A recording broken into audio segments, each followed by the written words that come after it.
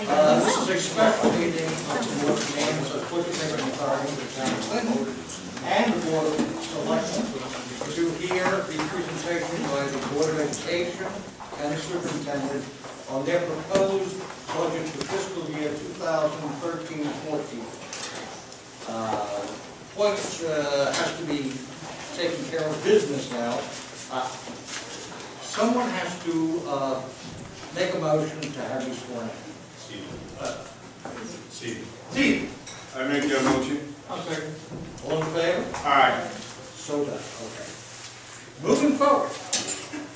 Deb, would you like to begin the presentation? Thank you, Mr. Trainer. Good evening. The Board of Education and the Clinton Public School Administration thank you for this opportunity to present our budget for the 2013-14 fiscal year. My colleagues on board, seated in the front row here, join me in thanking you for your time and your commitment to the Clinton community. We continue to be humbled by the responsibility of providing quality education to our most precious community members, our children. Superintendent Jack Cross, Assistant Superintendent Mary Ann O'Donnell have designed, revisited, fine-tuned this budget, and then repeated that process frequently during the last few months. This very capable and dedicated central administration has collaborated with the Clinton Public School Administrative Team, many of whom are in the audience right now, consisting of the building administrators, our Director of Special Services, our Director of Technology, and our Director of Maintenance to prioritize needs, seek cost-saving measures, while not negatively impacting our charge to provide quality education in a safe and secure environment to all Clinton students. That consistent effort, combined with numerous public, community-attended, Board of Education subcommittee meetings, reviewing progress, posing questions, presenting ideas, and discussing areas of concern or endorsement, has resulted in the Board of Education adopting the budget presented here tonight. The Board is glad to have recently added Business Administrator Bob Curry to our team. Welcome, Bob. I understand we're passing most questions to you tonight, so we thank you for that. Every elected official here has committed hours of community service time dedicated to coming to consensus on appropriate levels of funding for both our community and our education system. In these relentless, stressful economic times, with heightened concerns about safety and security, establishing appropriate budgets is no small task. Total agreement is elusive, and simple consensus is not easily reached. My colleagues on the Board of Education thank each of you for your efforts, and we thank you in advance for the time and commitment you have put into understanding the details that Jack will review for you tonight. We believe that this budget is educationally sound and fiscally responsible. Recently, Bob Curry reminded us that a budget is really a plan. Jack Cross, our tireless, energetic, and enthusiastic Superintendent of Schools, along with Assistant Superintendent Mary Ann O'Donnell, put our budget, our plan, if you will, into an understandable presentation. Thank you for giving him your attention tonight. All yours, Jack. Thank you, Mrs. Graff. Good evening, everyone. Thank you all again, once again, for affording us the opportunity to present the board's adopted education budget for 2013-14. As has been the practice, I will provide a foundation for the budget request and highlight efforts over the past several years for containing costs. I will also give you a preview of the total budget, including current recommended capital, and thanks to and the Board of Ed's projected debt service.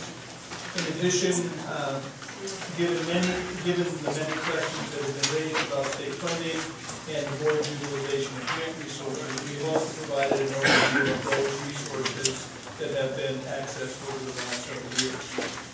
Lastly, as the Board of Selectmen and Board of Finance have had a chance to receive the budget books in advance, we will go through that as there are some additional documents that talk about some of the cost center summaries, as well as some of the other elements of the budget going forward. So let me begin with what the administrative team and I have used to guide and frame our budget development. The district mission has been the case over the last several years, then the building administrators, the directors, Mary Ann and I use a tool to develop the budget along with the driving forces and unifying principles. It is important to have an understanding of the various programs that we use as and initiatives that the education budget supports, and using each of these principles. So I'll walk through quickly some of the key areas. Preparing independent and collaborative learners, empowered to embrace the future, has become our mantra for moving teaching and learning forward in the 21st century. In the course of the last 4 years, the district has embarked on a very ambitious curriculum renewal process that has engaged teachers at all grade levels, K through 12, in a systematic research, review, and development of learning expectations in all disciplines.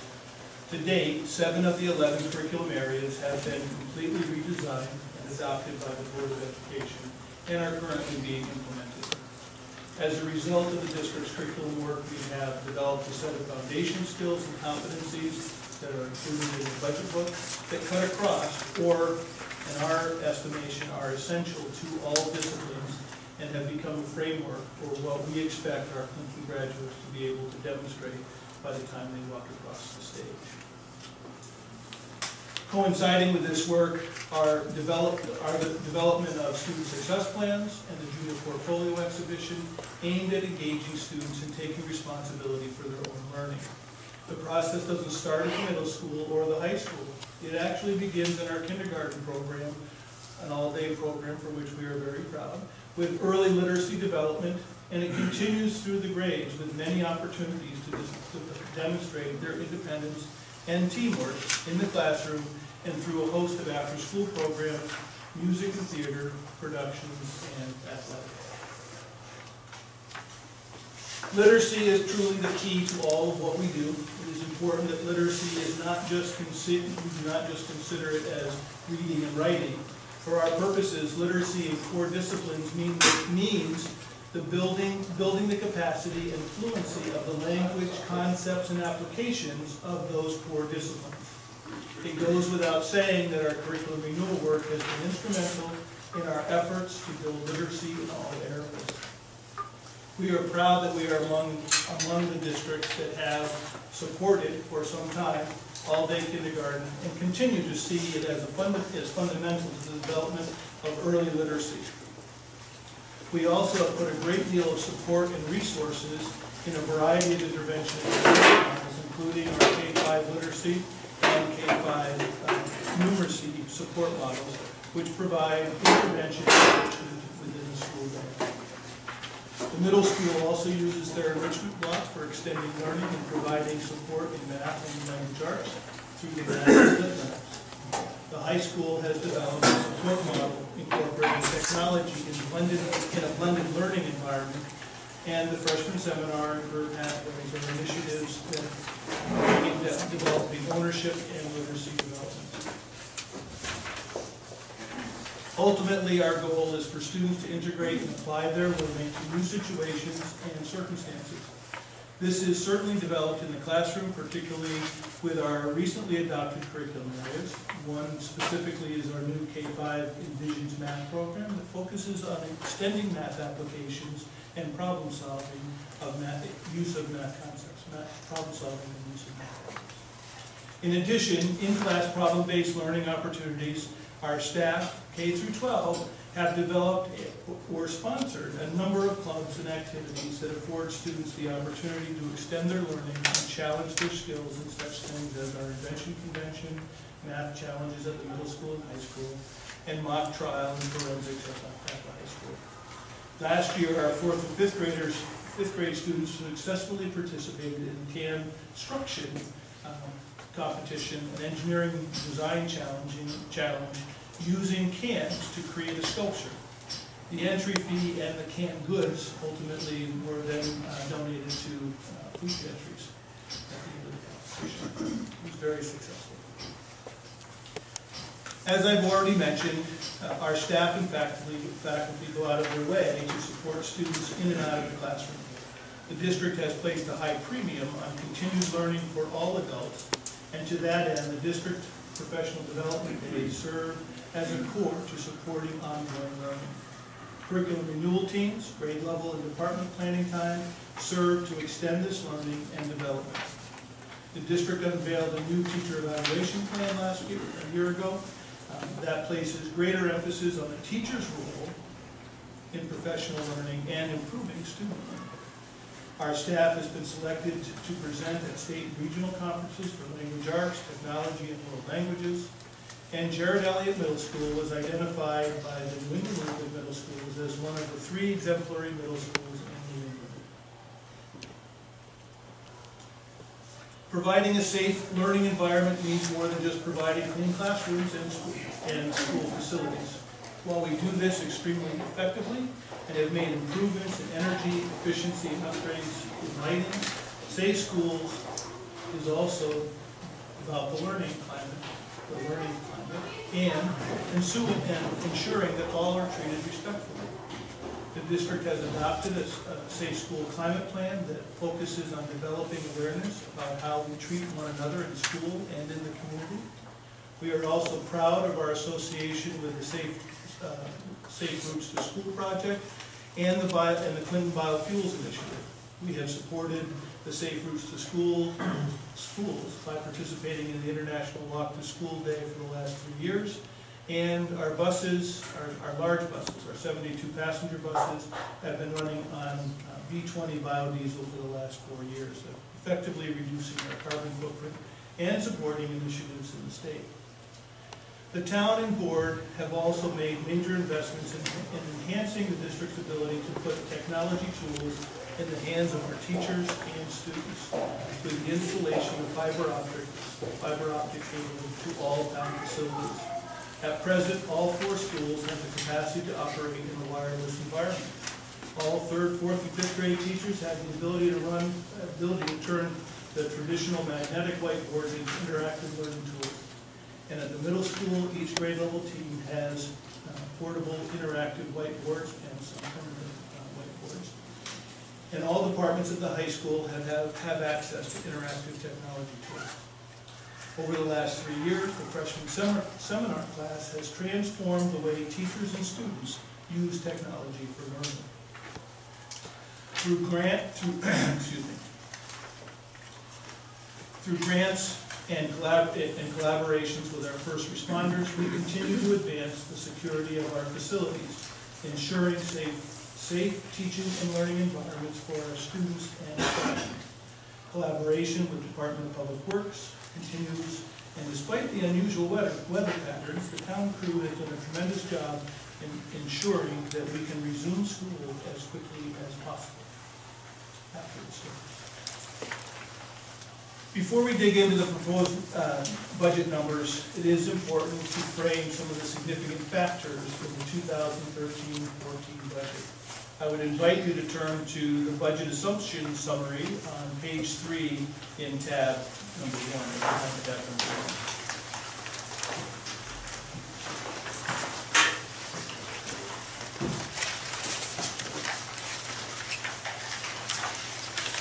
I've outlined 7 factors that impact the board's operation budget.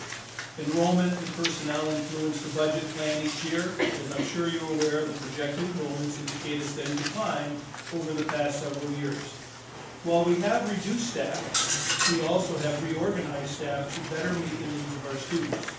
The current projected enrollment route is spread across the grades, which makes it difficult to make specific reductions in staffing for 2013-14. And clearly, without an infusion of students, there are a number of considerations that are being explored for the near future. You will note that in our capital request, the CEC suggested increasing our facility study needs to incorporate all schools. Special ed costs continue to be a critical driver, and I'm pleased by the work that Mrs. Bryson has spearheaded in consolidating contracted programs and in collaborating with other districts to bring down our out-of-district costs significantly. I will speak to this a little bit more later in the presentation as we discuss cost containment efforts. I am perhaps the most proud of the work we have done in containing healthcare costs for the district. Since my first budget, we have made significant inroads in this area by negotiating plan design changes and changing utilization patterns. These changes have garnered more than $1 million in savings over that time period. Lastly, state revenue continues to be flat with no significant increase in sight. Okay, so this represents the budget breakdown. It gives you a look at the total budget, which is $30,640,862. The total budget represents a $179,134 increase over last year's budget, or a 0.59% increase.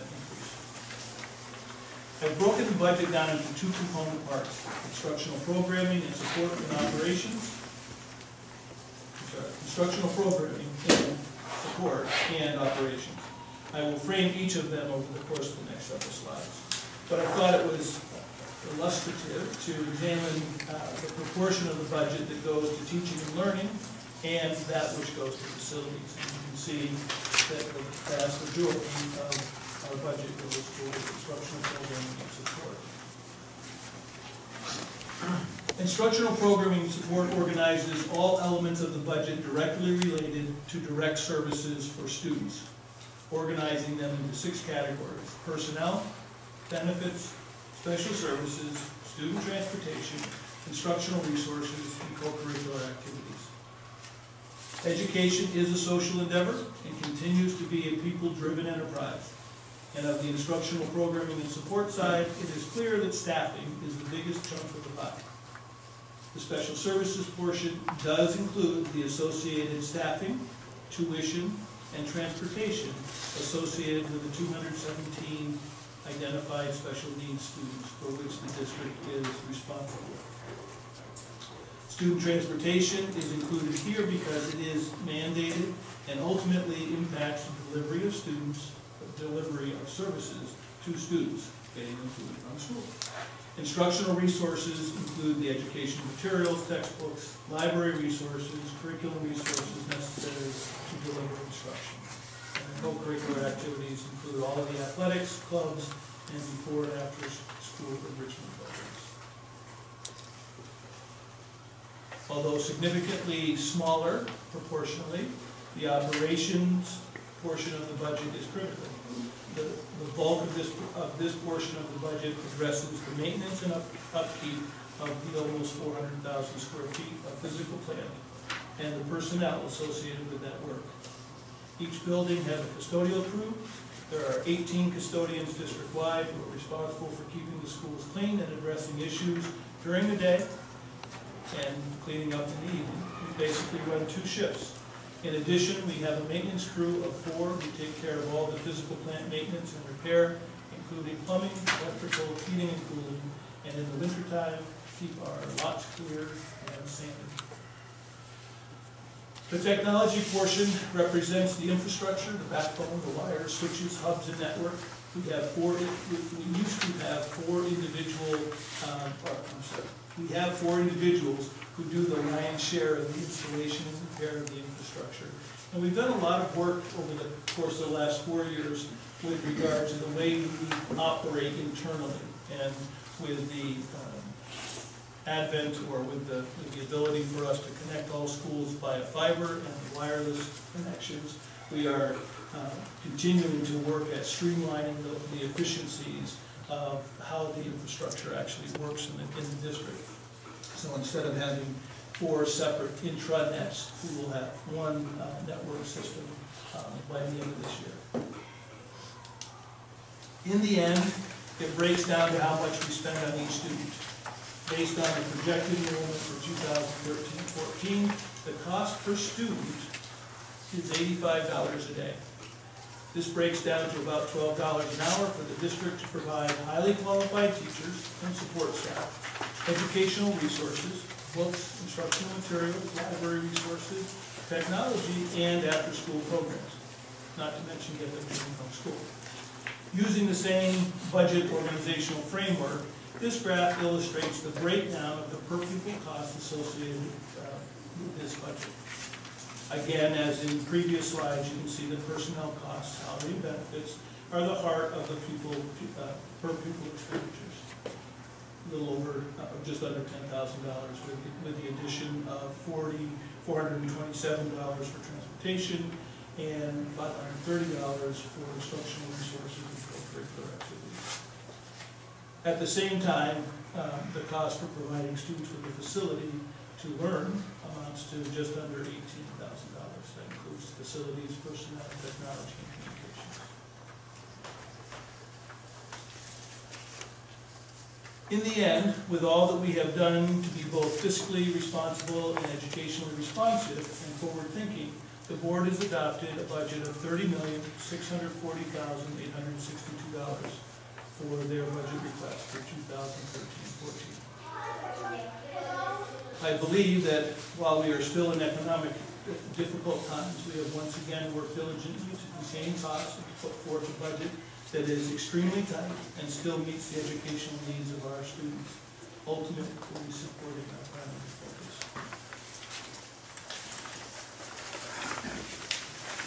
Well, I won't rehash all of these cost containment efforts, some of which we've discussed in previous years. They are ongoing. I would like to discuss a little bit about the health insurance plan and the work we're doing in special ed. Again, the health insurance plan design has had a pretty significant impact on both our actual costs, both in terms of what we are asking folks to pay as part of the premium cost share, but also in terms of how the plan actually works. It has really had an impact on our claims and our claims from year to year. Currently, based on the last communication with our consultant, we're at 77.9% claims rate. Typically, if you're under anywhere around 80, that's considered really good. And the issue is that that percentage is what the insurance companies then use to make reference to the following year's renewal costs. So to be under 80% is pretty significant. We're still working with our consultant USI in negotiations for our renewals for next year, but we've appropriated at this point what we believe to be, based on the trending lines, what makes sense for next year. Special ed collaboration and consolidation. If you turn to the last tab of your book, one of the things that we try to do here is to provide an explanation of some of that consolidation and collaboration. So on the back of the first page, you'll see projected cost comparisons. And I draw your attention to this for a couple reasons. One is that we are really proud of the fact that we've been able to, excuse me, where are you at? behind tab 5, and the back of page 1. Thank you. Yep, sorry. Everybody there? Okay.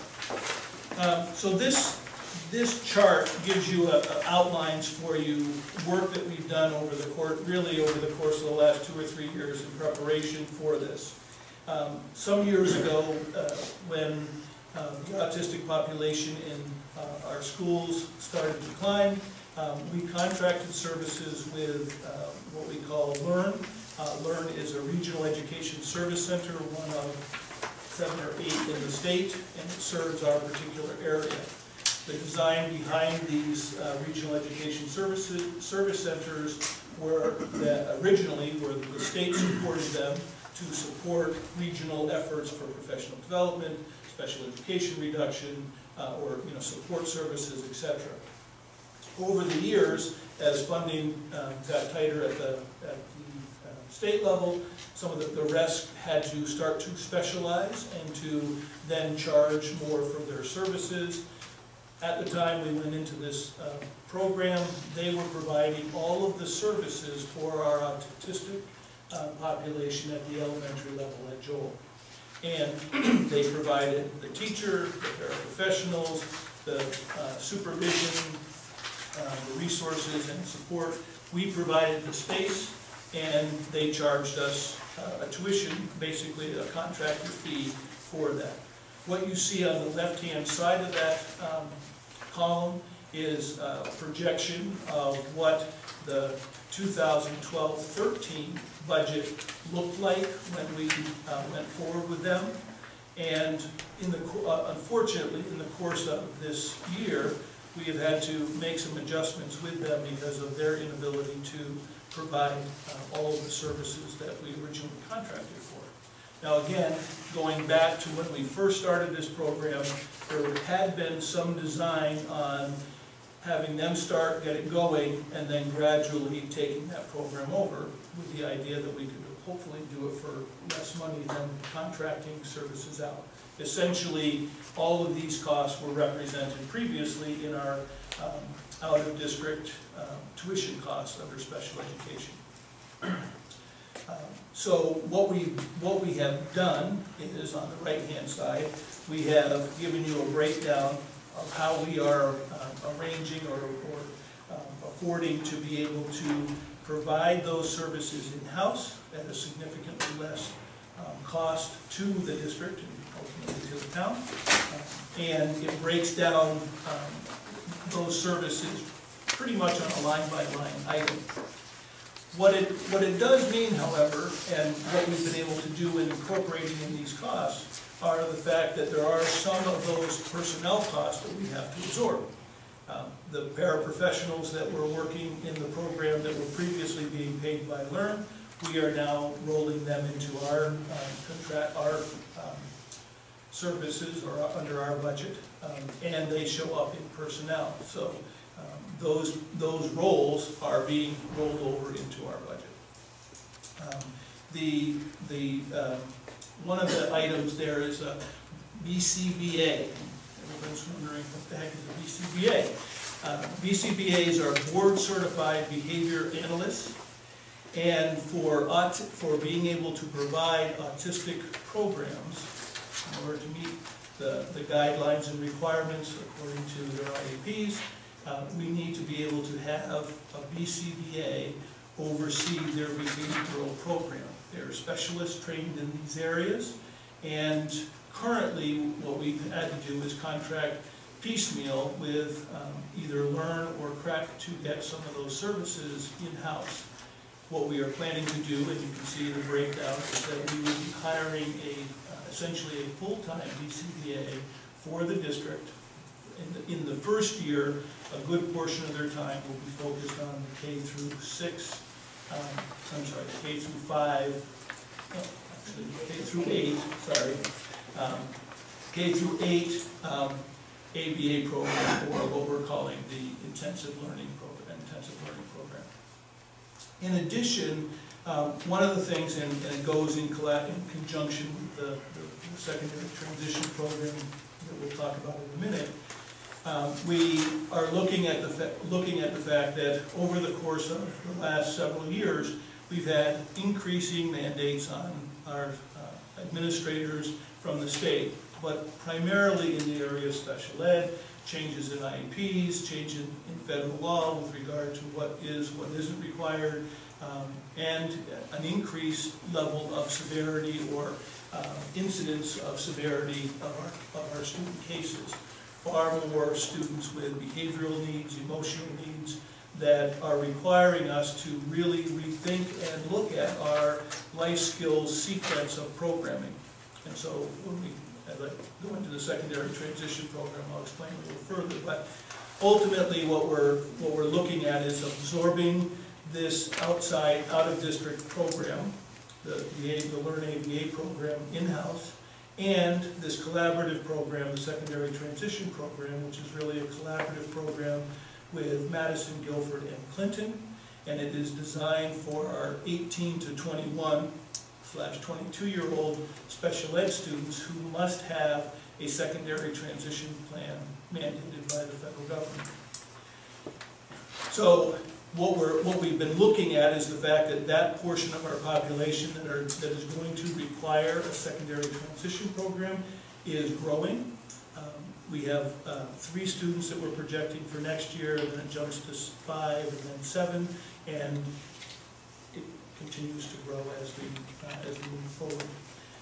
What we are looking to be able to, what we have done is we are in the final throes of orchestrating this program with the other two towns, and this program will be overseen in terms of the fiscal management of it by one of the other RESCs. In this case, it would be CREC, the Capital Regional Education Center, and they will provide some of the services, and then the three towns will provide the additional resources for that program, and that program will be housed here in Clinton because it's located on the nine-town transit is the real focus there. So if you're just talking about the secondary transition program? Correct. No? Yes. Okay. Yeah.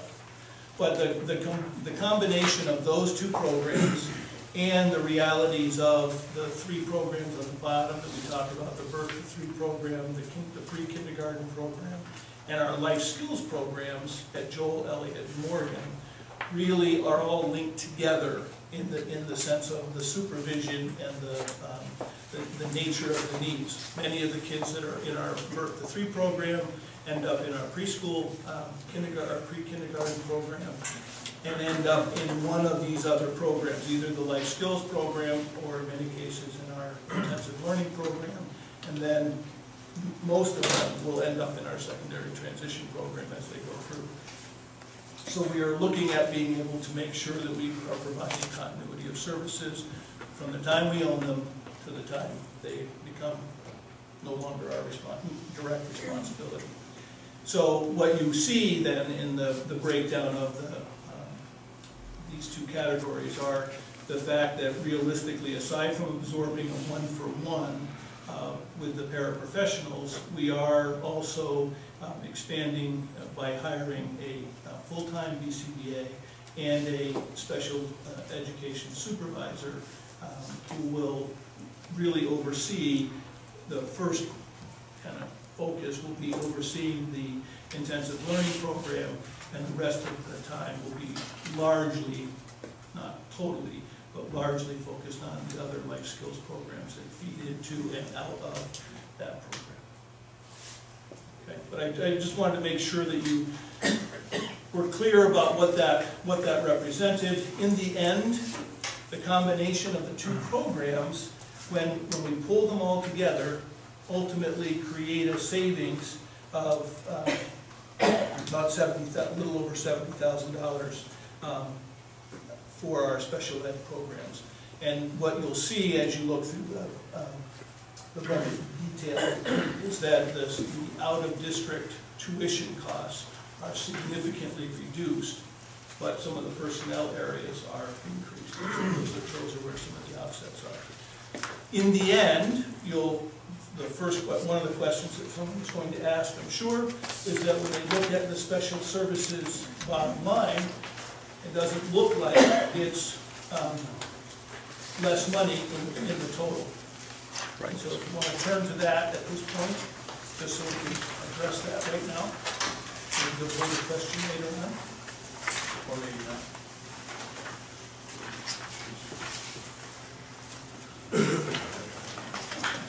It's behind tab 4, and again, one of the things we probably need to do is do some different numbers. Cost center 5. Cost center number 5.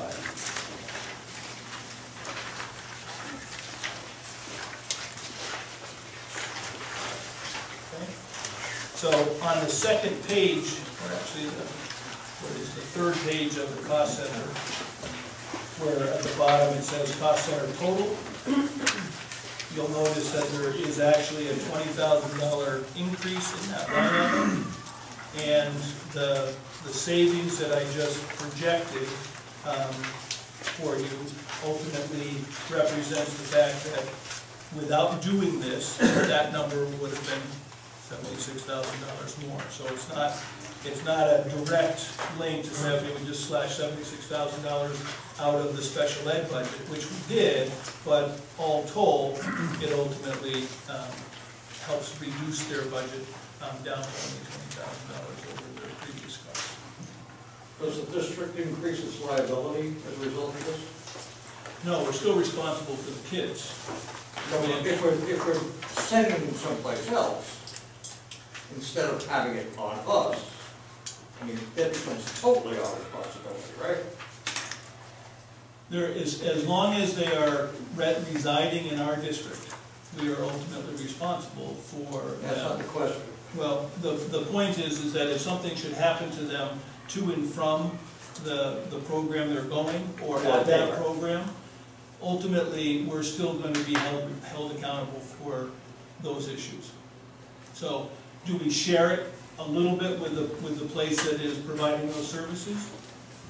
Yeah, but they're still our responsibility, and they will look to us to say, how come you didn't know that was happening, or why did you send them there if this kind of thing's going to happen? So in the end, we have better control when we are over our liability when we have them in-house. Strictly from a litigious standpoint, we can control the nature of our programs better than if it were sending them someplace else.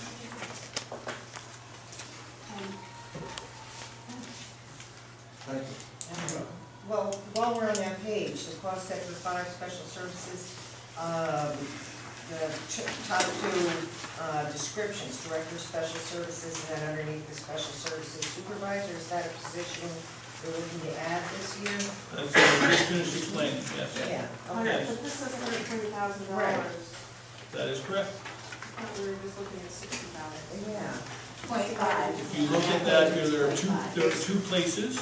There's a point 5 that will, and that's what I was just explaining, is that half of their time will be with ABA, Oh, there. and then half is supervising the other area. Okay.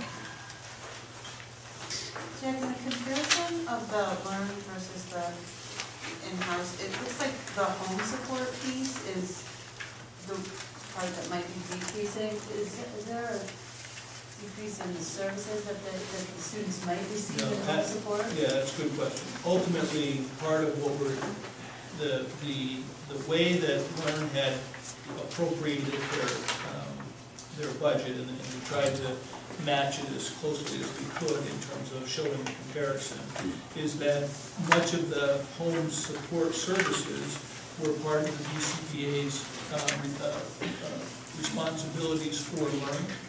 So truly what we're looking at is the fact that by virtue of hiring a full-time BCPA, their role will largely be focused on those elements of it that would have been otherwise separated out by the Learn program. And we are also looking at our home support training. Realistically, not every one of our students has to have the home support piece. Some of that had, some of it hadn't been happening with Learn. What we're looking at being able to do is front-loading that training with parents, with the BCBA and the classroom teacher, and then doing the spot checks, if you will, and supports as we go in progress. Okay. Unless there are specific questions about that program or that cost center, we continue on with the basic presentation. This chart ultimately gives you an overview of the three parts of our education budget. Our operating budget, which I've just kind of given you an overview of, our capital request, which you have a copy of in the budget book, and we can certainly answer any questions about that afterwards. And then the debt service, which is really something that is arrived at from the bond agents, correct? And so that's the projected number for next year for us. So while the percentages, I don't like the looks of that 11.2%, the overall look of this in terms of the percentage or the total increase is just under $300,000 or just under 1% with all things taken into account. John, what are your graduation rates? Have they changed? In terms of, High school. yeah, I can't quote you off the top of my head what last year's was, but we continue to be in the high 70s, 80% of our student population who start graduate. Within, I think it's higher. There's two different numbers that the state looks calculating, the four-year cohort and the overall The graduate. overall rate. So the four-year cohort, I think, is a little lower because of the time in the state, but the overall is higher, but I couldn't quote what it is. But we can get that for you. I just don't have it off the I top of just my head. wondered, I mean, because, you know, in looking at, you have these charts of your student Projected population enrollment, enrollments. I just wondered if, I just wondered how, what those numbers might be in terms of the success of getting students in the door and then with a diploma in hand. We can certainly provide you with that, those two differentials in that regard. State revenues, again, this is something we started providing kind of a perspective on in last year's presentation.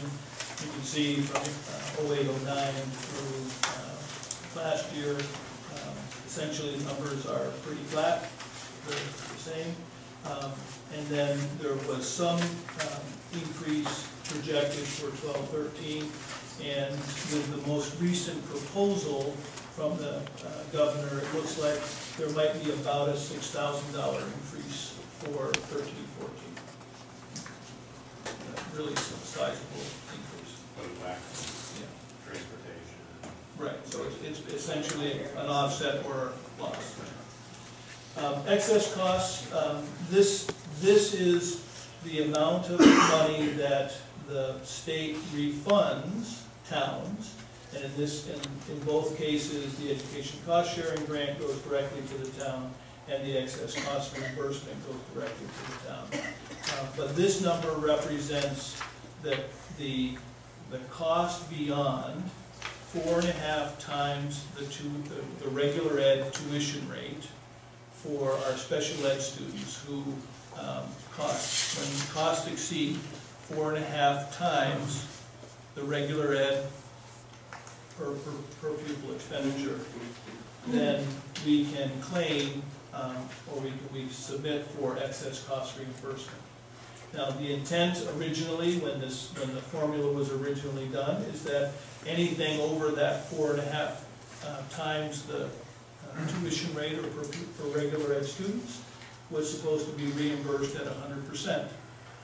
And in the 21 or 2 years that I've been in the state, it has never been reimbursed at 100%.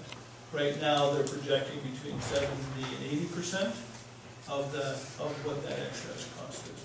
But it has also been years when it has been as low as 50% of the reimbursement. But this, again, the number for this current year is projected at about $450.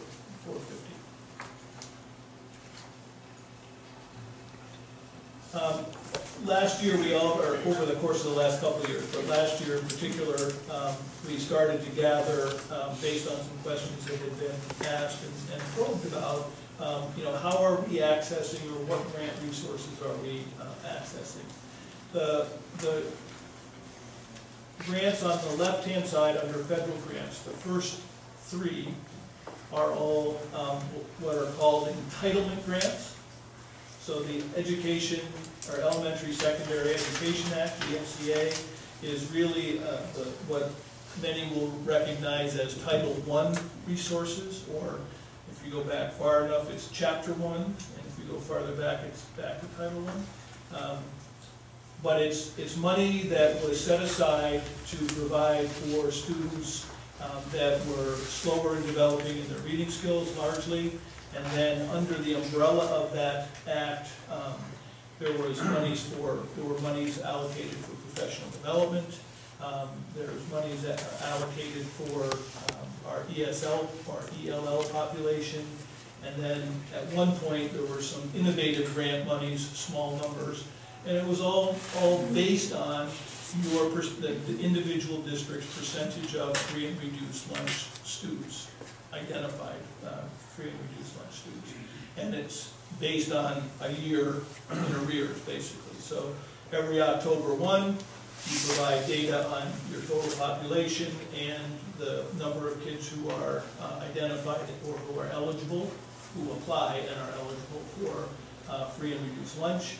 That goes into a formula, goes back to the state, which then ultimately distributes the total amount of money they get from the federal government according to that formula.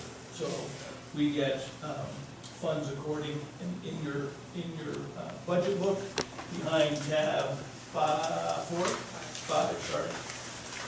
Right after the page on the Learn and Incentive Program, there's a full list of the grants and dollar allocations.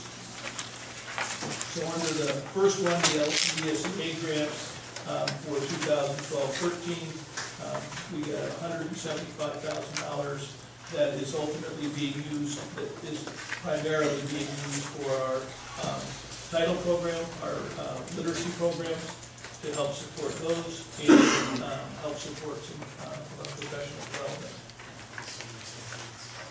The second, everybody there?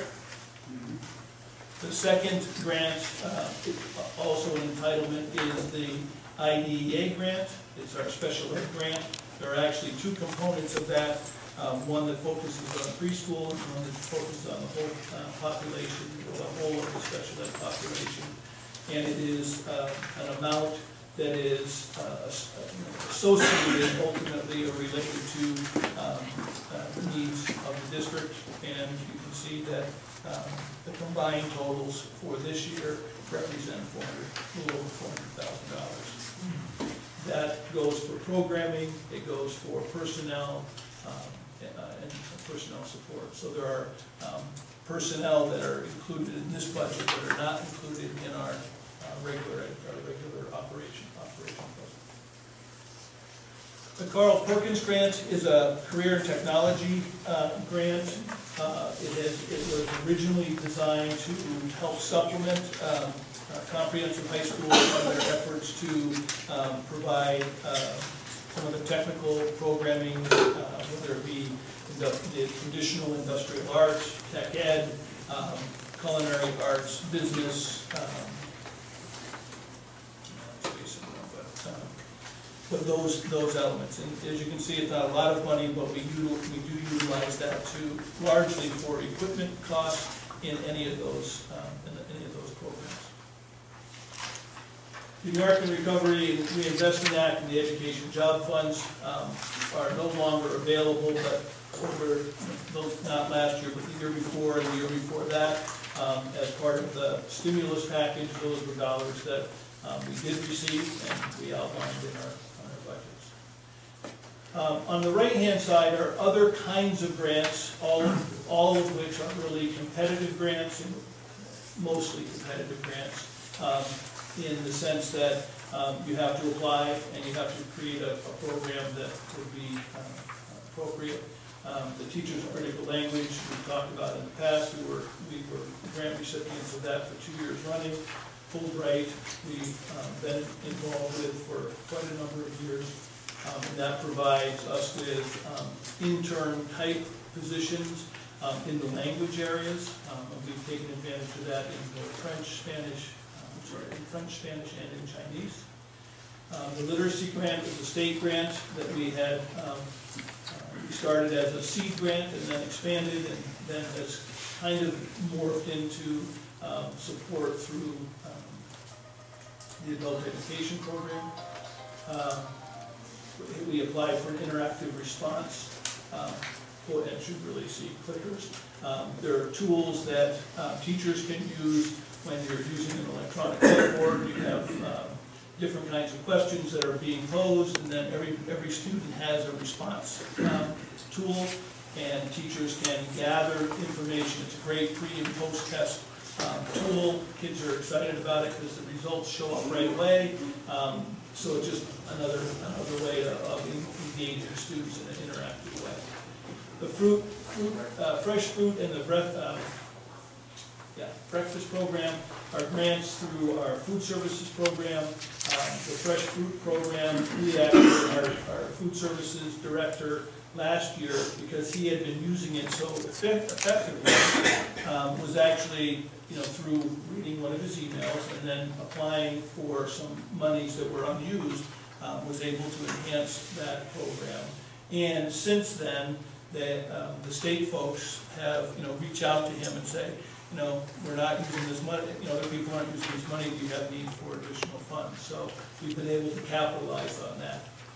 Breakfast program currently is just at the high school, but that every year that we do that, we're able to provide $3,000 to the food service and program to continue to expand our programming. Plus, it adds to our reimbursement that we get on a per pupil. Everybody who eats a breakfast, we get some reimbursement from the state as well.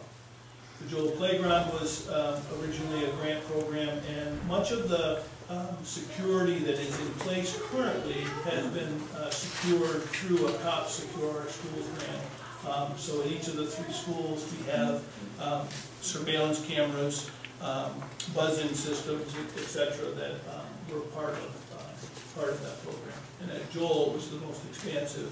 That's where we have our swipe card entry system. Okay. Questions on the general overview as a whole? Okay. Then let me walk you through the budget book and then we'll take questions.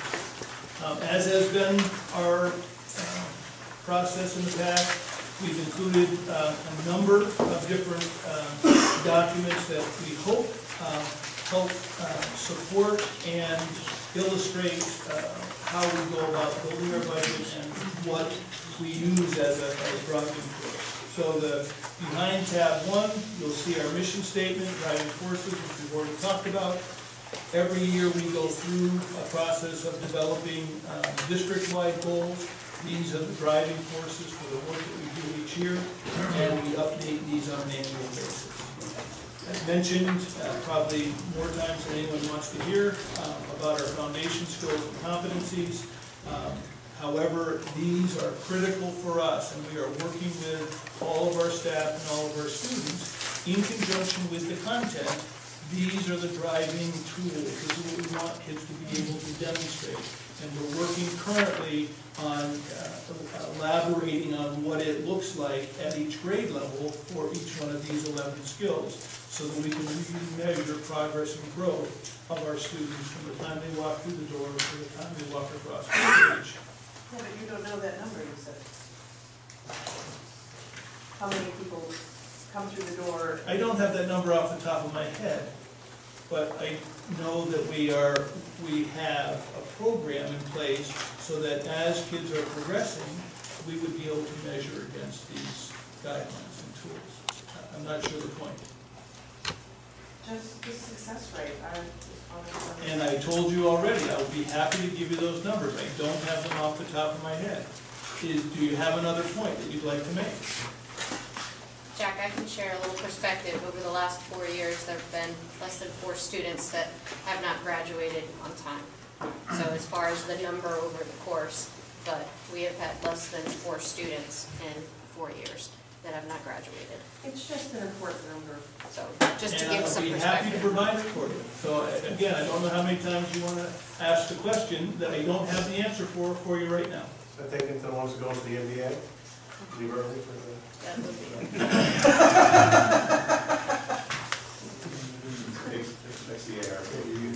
That was you with the PR. All right. The next piece is our budget assumptions, which again, we've already gone through.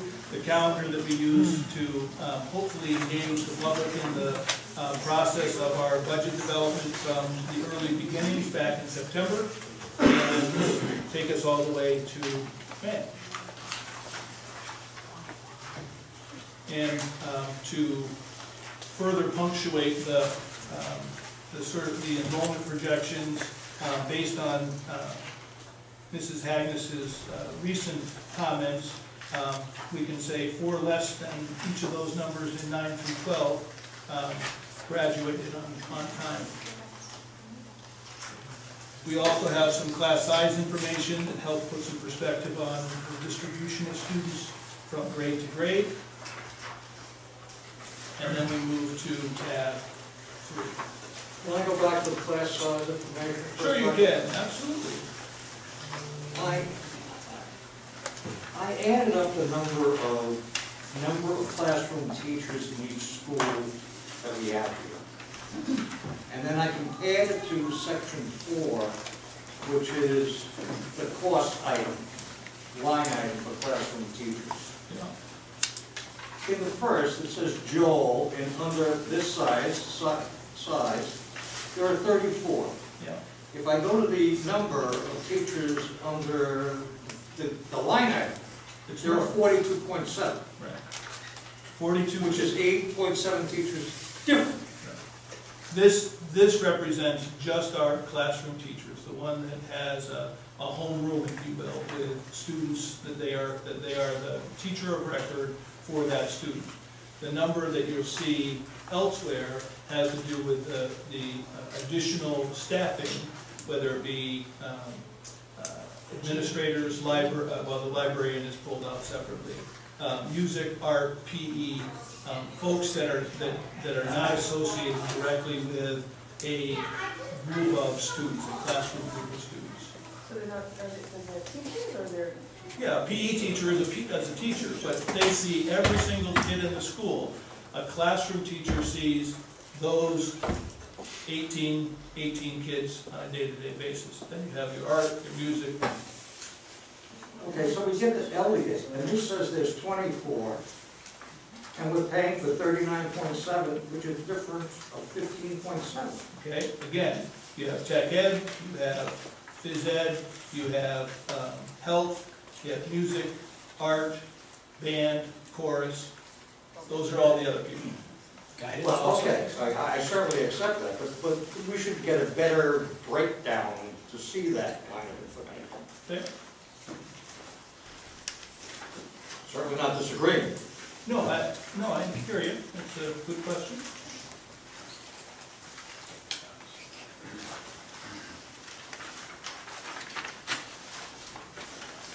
Okay, anything else on the class size positions?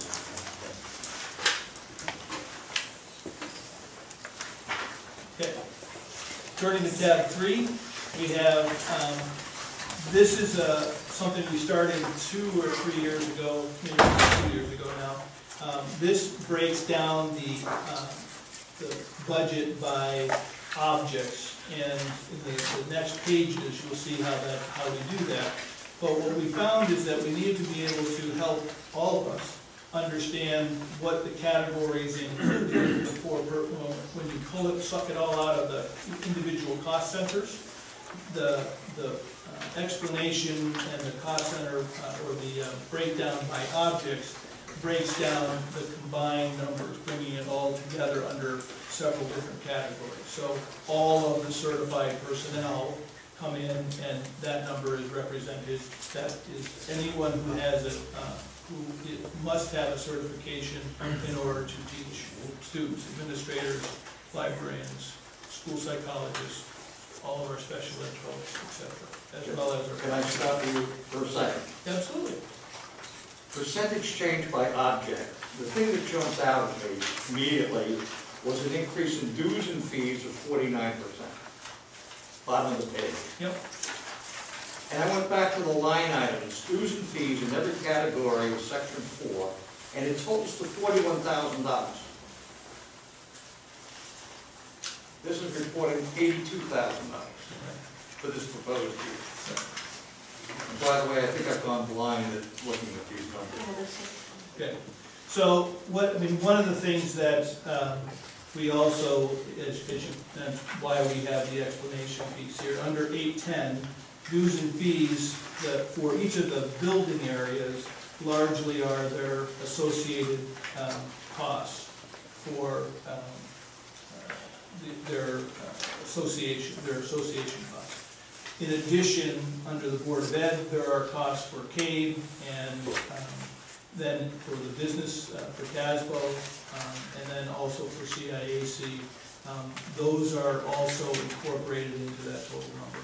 And I Still comes to 41,000. no, because there are, some of those other fees are embedded up other portions of the cost centers. Then the So- dues and fees that I'm looking at isn't including all dues and fees. It is, with each of these categories, there are multiple categories that are, and that's why we provided the narrative explanation, because we too want to make sure that we're accounting for every dollar that's in the budget in one of these categories. So what I can certainly go back and do for you is to break out the other, where there are other fees that aren't listed as Would dues and appreciate fees. that. Thank you. Yeah.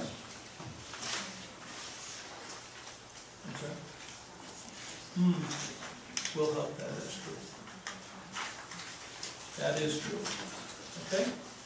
So essentially then, as, even though it perhaps still becomes somewhat confusing, we have created a document that pulls from each of the 9 cost centers categories that we can then look at comparing from year to year. And so you have percentage change by object listed on the first page, and then on the back side it provides that same information as it is a percentage of the total budget. And it's a useful tool from my vantage point to look at how those things are fluctuating from year to year.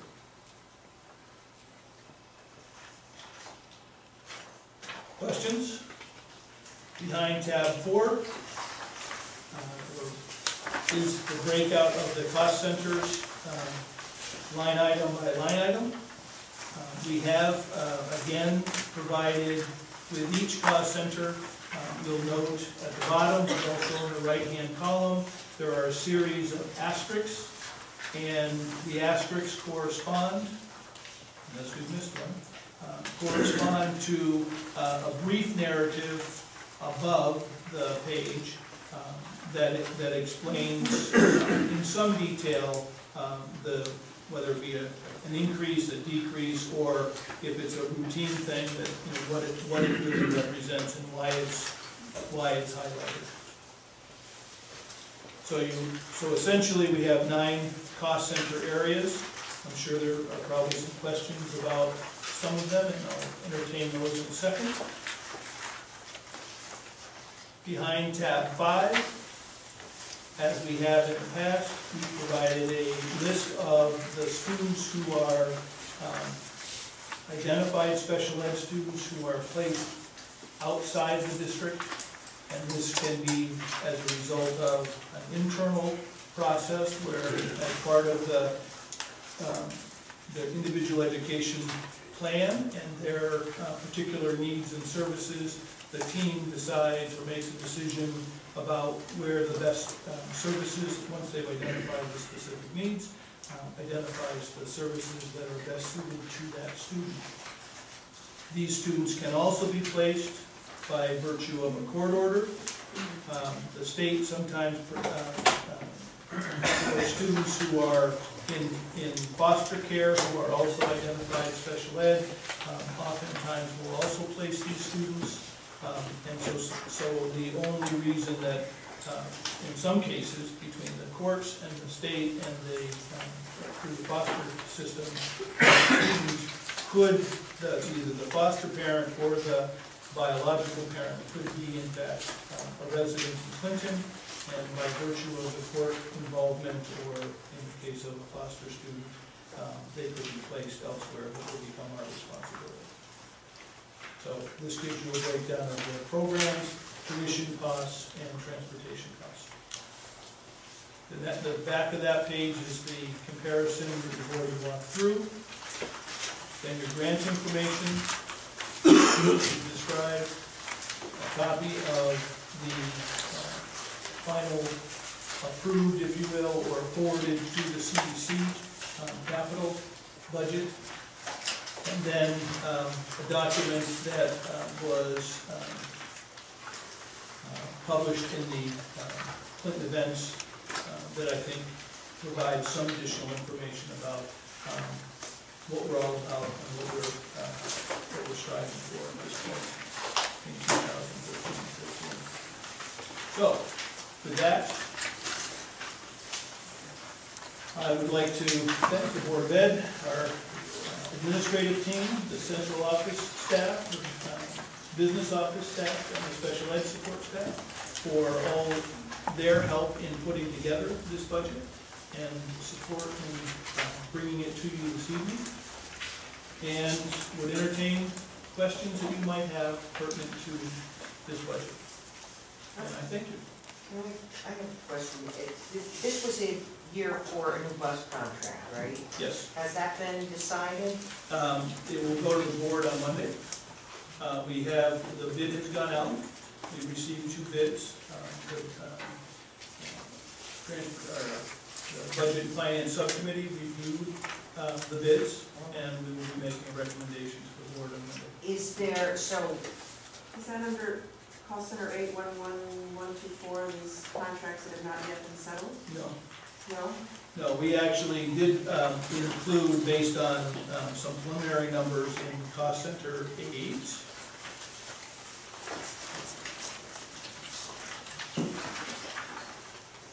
On the second page, regular ed transportation, it's actually embedded into 3 areas, because there's regular ed transportation, the vinyl BOAG transportation, and Cost center 8. Cost center. cost center district-wide. Yes, it is behind tab 4, cost center 8, page, what is really page 4 of that center. You'll see regular on the last page. It's the short page. There's only a oh, couple things okay. at a time. Right at the top, it says regular ed and vinyl. Those are projected costs for next year. Those numbers include the contract, or what would be the contract, as well as the fuel for the buses. We pay for the fuel. That the fuel is included in the regular ed transportation.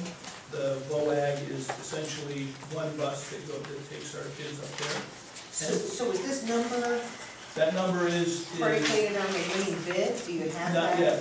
We have the number, but we just barely got it. So at the time of press, we don't have that solidified, and on Monday, we'll be moving forward Do with you that. see a substantial change?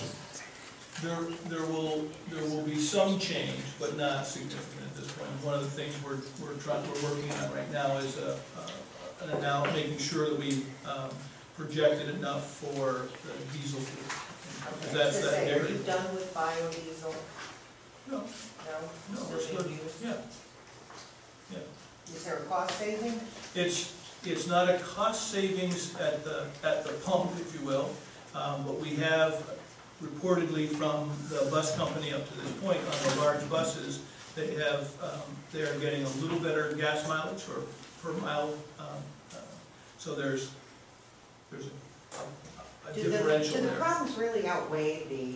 There aren't any problems. We haven't had any problems. There were in the past. They're, with the company that we're using at this point, they're actually held to a higher standard of purity than the diesel companies, the straight diesels. So we've actually had less issue with our biodiesel fuel than with our diesel. We had a problem with the diesel, if we have algae growing in it. Right.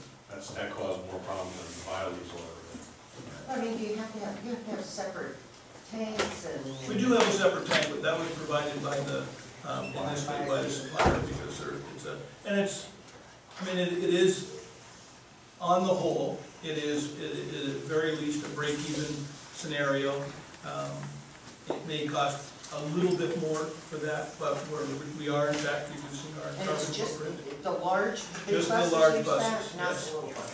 Right now, just the large buses. There was some resistance by the manufacturer on the small buses to entertain that, because they were, at that point, they were brand new. We didn't have that issue with the large buses, and we didn't have any difficulty. We really, initiated it, and it's been very smooth. The first student in this case had been using biodiesel regionally in other parts of the country for all of their buses and without any issue. So they were very comfortable moving forward with that. Do you contemplate a surplus this year? Yes. Care to share with us? Size? At this point, we're projecting probably in the neighborhood of about a 2% surplus. But there are several things that have not yet been factored in. Special ed continues to be an area that we never know for sure what's going to happen between now and then. I understand that you're giving, you can't be positive. Correct. But around, you think it could be in the $600,000 range? That would be, I think we would be safe to say that that would be about, that would be within reason, yes. And we're 3/4 the way through the budget season, is that correct? Yeah. And I read the paper and, you know, I don't, ECS, they're talking about the state giving $605,000, $650,000. In addition? In addition, what is that? No, it was 6,000. 6,000. Actually, they had a few Our extra zeros. percentage was, Well, okay, but that's what it said. Yeah, that's what, you know, I mean, you just said in addition to We would've loved 6,000. But Yeah. it has, I have read that somewhere, that they were saying 600,000, so there is no. Okay, truth so to you're that. saying It's flat. 6,000 to and 600? as Willie indicated, in that proposal, there's also a That's reduction better than in, nothing. well, but the point is there's also a reduction in the transportation reimbursement. It'll end up being a wash or a deficit. It'll probably, when he added some new revenue lines, Right, there's a hold harmless grant now to keep us at the same level of state grants as we received last year. so we added $180,000 harmless or something to offset all the reductions he made. Okay. But that hasn't been passed. That'll probably pass if the car tax won't go through. I have a question on cost center 8. I just want to understand item number 25014, substitute calling, Yeah. $15,000, no, wait, $10,000. What is that? I don't. Yes, we have one of our clerical folks in the business office takes all of our sick calls and makes all the calls for finding substitutes for those calls. And that's the rate that we use to deal with them. So this isn't the salaried person? It's essentially an additional, it's additional monies for a contracted person, because they do that beyond their normal hours. Typically, it's done early, first thing, early in the morning or late at night after their normal shift, because that's when they get the calls. So it's, okay, so they're not a salaried worker? This is overtime? I just want to, I don't understand, sorry. We have a clerical person who is paid an hourly rate. Yep. And in addition to that, gets a stipend for being our substitute caller. For being on the job for those certain hours? Particularly before and after her normal shift, yes. Weekends, Sunday nights. Do you have any, has anybody mentioned retiring this year? Do you have any teachers that have submitted retirement plans? I know it's early. Just one so far. Just one. And I know Willie has mentioned this several times, you know, providing some sort of an incentive to find out early before the budget process goes through, if somebody's kind of on the fence. We've done incentive in terms of an additional professional day or personal leave day, so that one of the issues is always that they typically need to go visit somebody at the State Department of Ed to talk about what they need to do with regard to that. So we have added a day where they can take for, they can use it for however they want, but it's over and above their day. So that would be, yeah, just a general indicator to you. Right. We've also, by contract, we have pushed the date back so that it's for that, to create that incentive, so that they have to notify us by a certain time so that they are eligible for that day. So the intent is to try to before okay. December, Kind of tip their or hand. before the Christmas break, is if people are thinking that way, they would let us know. Have you seen any Change? indicators of that? No, it's gotten worse. They want money.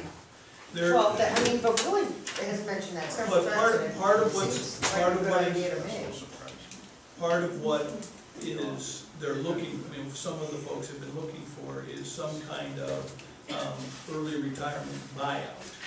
And in most So a cases, significant amount. those early retirement buyouts don't save us any money.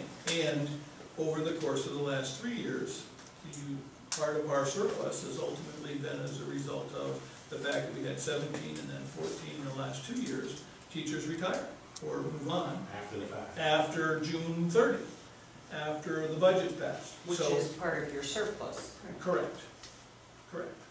Yeah, because these enrollment figures, each one is, they're the smallest classes in history consecutively, down with these, each predominantly. I have another question. Yeah, I have The degree change, unsettled contract, I guess, this, I don't know. Next year, It's the number that they. significantly big. Yeah, this requires. It's very large. Yeah. This year, you have a line item for 35,000. Next year, you're asking for 100,000 for Correct. that line. If Why you- is that? Well, that's a very good question, Carol. That's one for me.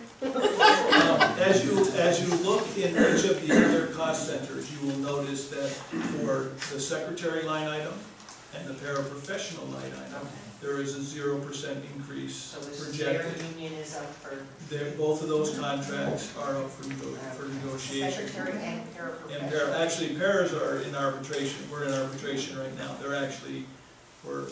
Last year, we were supposed to have this settled, but we've headed into arbitration. So what we've done, rather than to, if you will, tip a number, we've compiled everywhere that would be unsettled. So our non-bargaining group, our terms of employment, because that has an influence on our bargaining groups, unfortunately, or fortunately. So those 3 areas, our terms of employment folks, our paras and secretaries, are all in the zero for the 2013-14 projections. So we've kind of wrapped projection all up into that, and we don't know. We decided by June 30th. No, the secretaries won't for sure, because that'll go into the summer. We may have an arbitration award prior to June 30 for the paraprofessionals. It's always nice to know. I'd like to know too. What you're- I'd like to know too. Do your contracts have a link to the minimum wage? Because there's discussion right now in the state of Connecticut to raise the minimum wage, and a lot of union contracts are linked into that in terms of elevations of salaries. So No, not index supported to that.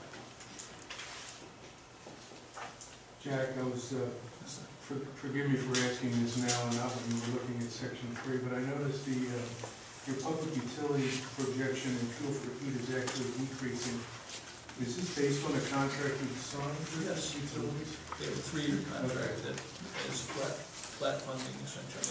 It's given us a new number and it's a 3-year projection. I have a general question. You guys hold a public budget forum for the community in October, which I have gone to in the past, and I know it's normally not well attended, but I didn't get a chance to go this year, and I'm wondering if there was anything that came out of that may or may not have been factored into this budget. I think the 2 big calls, if you will, coming out of that process was looking at how we can increase the support for our food services program, which is not technically contained in this budget. The food service budget is a separate item. They're effectively self-funded and self-sufficient, with minor exception.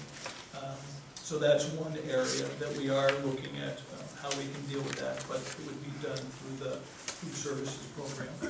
And then the second was really the ongoing concern that we are providing after-school enrichment kinds of programs for I will say, for all of our students. We did build some money back into those programs a year ago, and we're moving this forward. But I won't tell you that there's tons of extra money, but we are certainly supporting those moving forward. And when you say the food service is not in this budget, is it on the town side or is it self-funded? Self-funded. Okay. Right, some of the grants that we talked about up here before are specifically for supporting those programs. Your capital budget in the CEC, will you be discussing this a little bit more in detail at our meeting in March? Were you planning on it? Most of that explanation had happened at CEC, but we can provide, talking points, or if you have particular questions about it. That's why I was wondering if it's CEC, it might be more appropriate. That's because we'll be discussing it with other CEC projects. That's why it's kind of tough to do it all in one night. It is.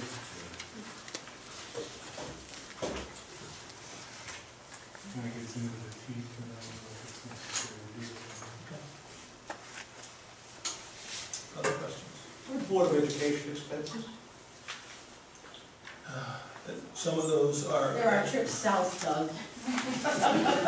Well, I'm on a board, we don't get anything. I want something.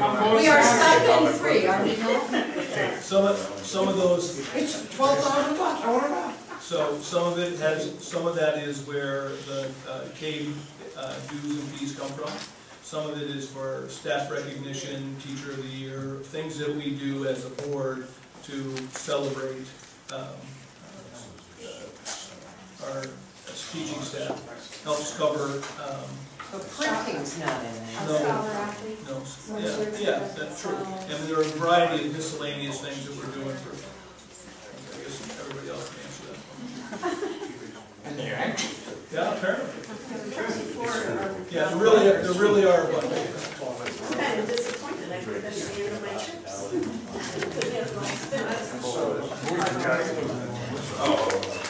Water.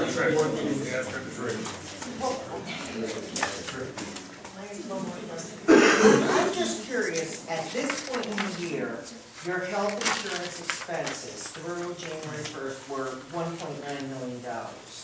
So throwing that through the end of the fiscal year would bring you to $4 million, conservatively. But you have budgeted for next year 4.8. Why are you adding on that extra? We didn't add on anything. Well, where does that flat-funded. 4.8 figure come from then? There's, typically, the Board of Ed contributes about $800,000 to the self-insurance fund for dental and prescription drugs. Okay, yeah. Which is part of that. That's included in that, and that hasn't been made yet. It's Oh, gonna be done toward the okay, end of the year. all right, there you go.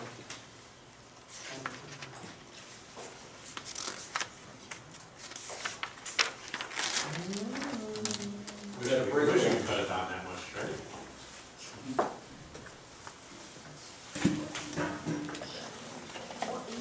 Well, and going back to Doug's question a long time ago, if there are 24 teachers with homerooms at Elliott School, but there are 39 staff members in here, I mean, you got 2 gym teachers, maybe 2 music teachers.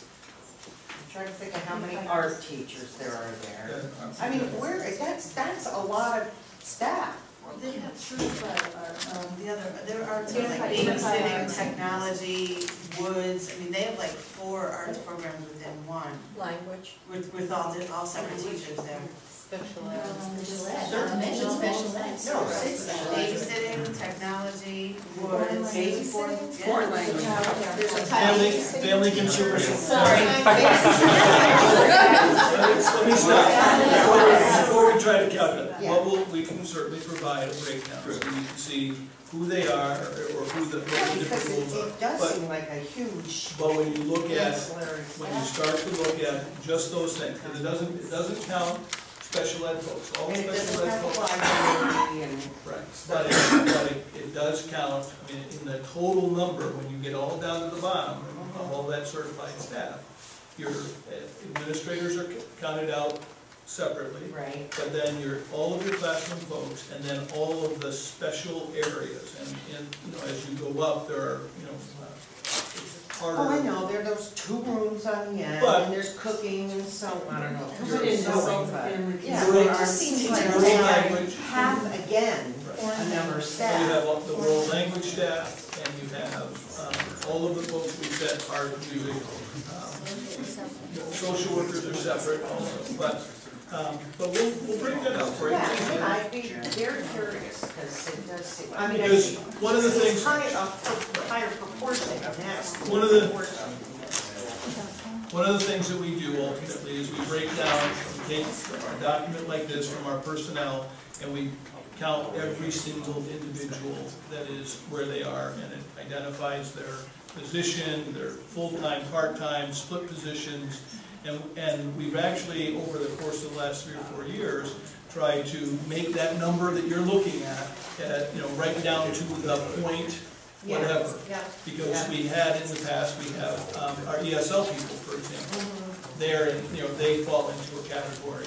Some of them split between 2 buildings, so we want to make sure that .5 is in one building, and .5 is in another building, so your totals are as accurate. I mean, we don't, so we can provide. Well, it's really more out of curiosity Yep. than, Sure. Which, the enrollment figures in the high school, if you're just looking at what the number of teachers says 587 projected, 1314, 588, but on the previous page, there's different numbers for the high school. oh, 587. 7. 591. It says 591 on the previous page, and then there's 588. The 591 was an October 1st number. The 587 was when I did a download probably in December or January to analyze that class size by department. So within from October 1st to whenever I did the download, 4 students had withdrawn. Where do they go? If they Other leave? towns typically. Generally, They move. They leave, Yes. they, I mean, these aren't kids dropping out. No.